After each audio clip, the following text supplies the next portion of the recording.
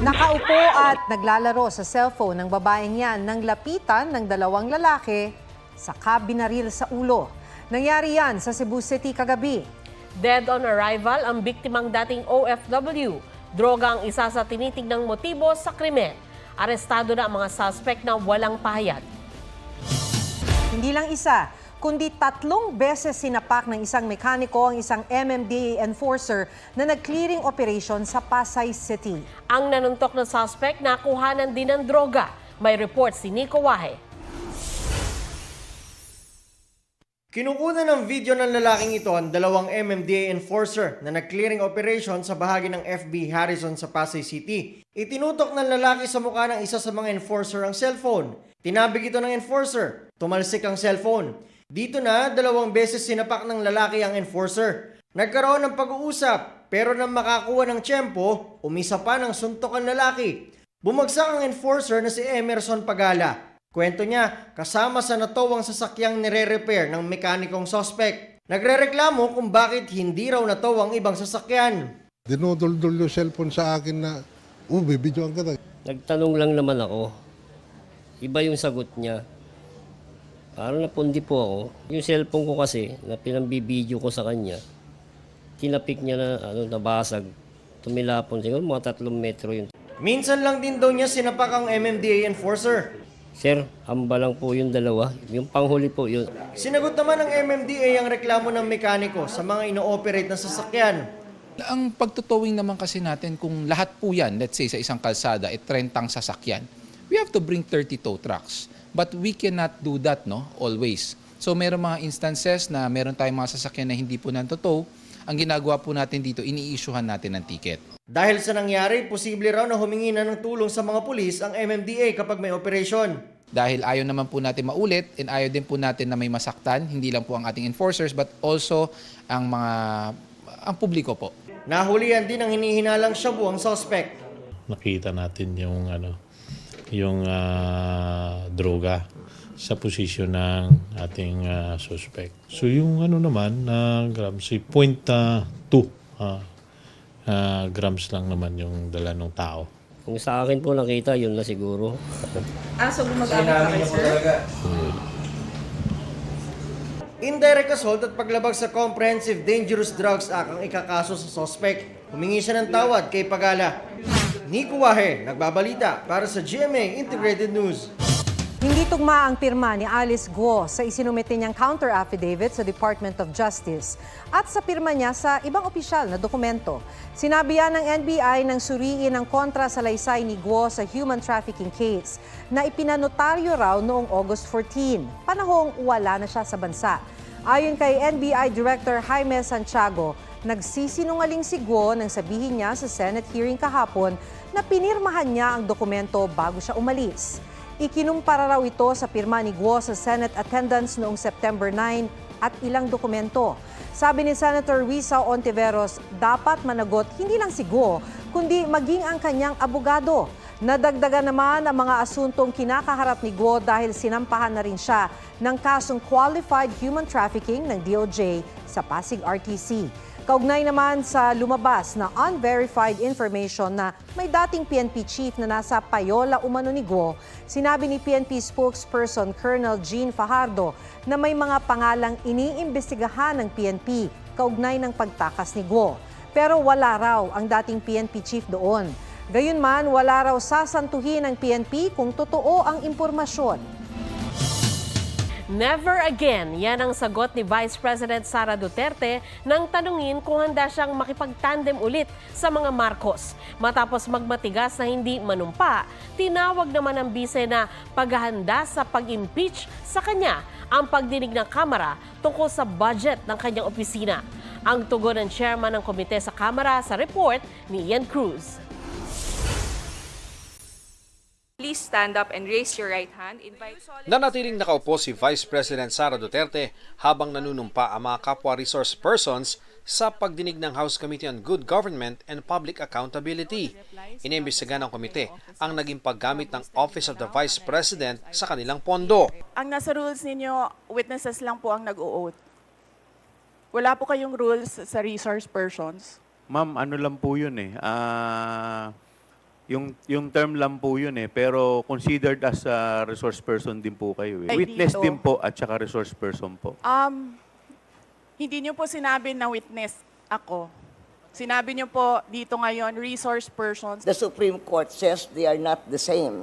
If the Vice President refused to take her oath, we will respect that. Clear to me. Sa kanyang talumpati, That this inquiry iginiit is ng not bise about na walang nawaldas na pondo funds, ng OVP. accountability, Handa raw or siyang sagutin ang governance. findings ng Commission on Instead, Audit. it is- Harap din daw siya sa korte kung may isasampang kaso laban sa kanya. There is no misuse of funds. We again leave the 2025 OVP budget to the pleasure of Congressman Martin Romualdez. Her claim of leaving it to the House to do what it thinks is right is just a palusot, a smoke screen, a cover because she does not want to provide proof for the numbers she stated in her PowerPoint presentation. Ano lang po yun, Aligasyon ni Duterte, ginagamit lang ang pagdinig para atakihin siya. What you are trying to do is make a case for impeachment. Hindi naman ako kakandidato sa nalalapit na eleksyon. Wala po akong idea sa impeachment. Basta tayo, ginagawa lang po natin yung trabaho. Hindi pa man tapos ang pagdinig, nagpaalam ng umalis si Duterte. Sa ambush interview, sinagot ni Duterte ang patutsada ni Speaker Martin Romualdez tungkol sa mga bumabatiko sa Kamara gayong mali naman ang paggamit ng pondo. Malamang ako yon dahil tinatanong ninyo ako ngayon about sa kanyang speech. Kung ano yung ginagawa nila ngayon dyan sa loob, yan yung inilarawan niya sa kanyang speech. Sabi pa ni Duterte, huli silang nagkausap ni Pangulong Marcos nung nagbitiw siya sa gabinete. Hindi kami magkaibigan. Unang-una, nagkakilala lang kami dahil naging running mate kami. Ang kaibigan ko talaga si Senator Amy Marcos. At kung makikipagtandem ba ulit siya sa mga Marcos? Oh, never again. Wala pang pahayag sina Romualdez at Pangulong Marcos tungkol sa sinabi ni Duterte. Ian Cruz nagbabalita para sa GMA Integrated News. Umakyat na sa 20 ang napaulat na nasawi dahil sa pinagsamang epekto ng bagyong Ferdy, bagyong Hener at Habagat ayon sa NDRRMC. May report si Bam Alegre. Hinampas na malakas na alon ng Dipolog City Boulevard kasunod ng pagulan. Nagmistulang swimming pool ang kalsada. Nag-crack naman ang protection dike ng Amnay River sa Sablayan Occidental, Mindoro. Matapos lang ang ilang saglit, bakas na ang pagkawasak ng ilang bahagi nito. Naglalakihan itong mga tipak ng konkreto sa aking likuran. Tila walang kalaban-labang na itulak lang ng tubig. Ganito kalakas ang puwersa ng rumaragas ang ilog noong kasagsagan ng sama ng panahon dito, bagay na nagbibigay ng pangamba sa mga taga rito. Ang ilang residente, kusa ng lumikas. Nabalian sila ng katig. Na-rescue po namin. Nasagip ang 2 sakay ng isang bangkang hinampas ng hangin at alon habang nasa laot sa Balabac, Palawan. Sa Rizal, Palawan, dead on the spot ang isang lolo at kanyang 6 na taong gulang na apo matapos mabagsakan ng puno ng nyog ang kanilang bahay. 3 kaanak nila ang kritikal. Bam Alegre nagbabalita para sa GMA Integrated News. Nakalabas na ng Philippine Area of Responsibility ang bagyong Helen. Huling namataan ng Pag-asa ang bagyo, 915 kilometers northeast ng extreme northern Luzon. May lakas ng hangin na 85 kilometers per hour at bugsong aabot sa 105 kilometers per hour. Patuloy namang hinahatak at pinalalakas ng mga dating bagyong Helen at Hener ang hanging habagat na magpapaulan sa malaking bahagi ng bansa bukas. Nakataas naman ang yellow rainfall warning sa Bataan, Metro Manila, Pampanga, Zambales at Bulacan. Tatagal yan hanggang alas 2 ng madaling araw. Pinaalerto ang mga residente mula sa banta ng baha o landslide. Kaya pa rin daw maibaba ang presyo ng bigas.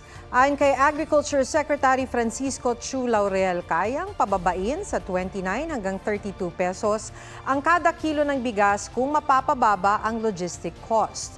Kung maayos daw ang transportasyon, storages at presyo ng binhi, 10 hanggang 15% kaagad ang matatapyas sa presyo ng bigas.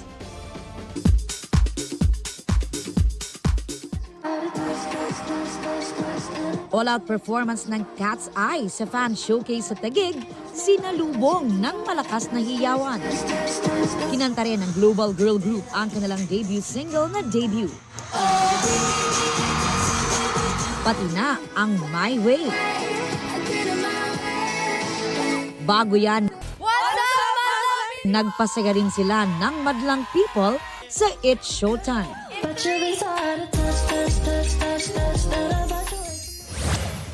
Miley Cyrus kinasuhan ng copyright infringement dahil sa paggaya umano ng kanta ni Bruno Mars na When I Was Your Man para sa hit song niyang Flowers. Inihain ng Tempo Music Investments na partial copyright holder ng kanta ni Bruno ang lawsuit pero hindi kasama sa mga nagkaso si Bruno. Wala pang pahayag sina Miley at Bruno. BTS member na si J-Hope looking forward sa pagtatapos ng military service next month. Aubrey Carampel nagbabalita para sa GMA Integrated News. Nasilayan ngayong gabi ang supermoon. Di lang yan basta full moon dahil 7% mas malaki ang buwan ngayong gabi. Na-capture pa yan ni Leonard Morales sa Panglao, Bohol. Animoy araw sa gabi ang buwan. Mas maliwanag rin kasi ito ng 15% kumpara sa regular full moon. Tinatawag din itong perigee full moon dahil tumapat ang full moon sa perigee o yung pinakamalapit na distansya ng buwan sa ating mundo. Ayon sa Pag-asa, muli ang masisilayan sa susunod na buwan.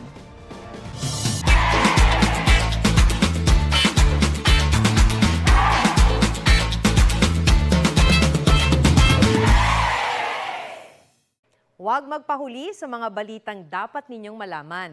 Mag-subscribe sa GMA Integrated News sa YouTube. Sa mga kapuso abroad, subaybayan nyo kami sa GMA Pinoy TV at sa www.gmanews.tv.